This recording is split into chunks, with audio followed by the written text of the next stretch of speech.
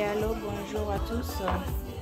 Pour solution pour la coronavirus epidémie ezosunga ndo itala awa nazali na citron oyo nayebisaki ya vert na ya jaune oyo eza ai oyo natutaki yango mpo nabombaki yango na congélateur. Awa eza na tangawisi oyo ezali ti oyo ya mint oyo nayebisaki.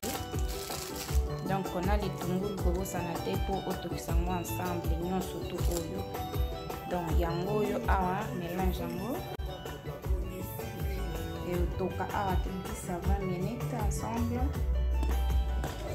Après avoir kotoka esili 20 minutes opase na tasse na yo ozwi miel oyo otie ndambo na tasse na yo soki oza mpe na ti oyo batekaka na. Donc awa naotia quantité ya mai moko oyo ifo etoka mwa ndenge opanza na tangawisi na ifo etoka nyonso to ensemble otoka mwa ba 10 minutes. Donc ifo nabakisa na litungulu ya rouge ya naolakisa bilongo tala mwa solution nasali matungulu tangawisi ti wana mpona kosukosu na corona.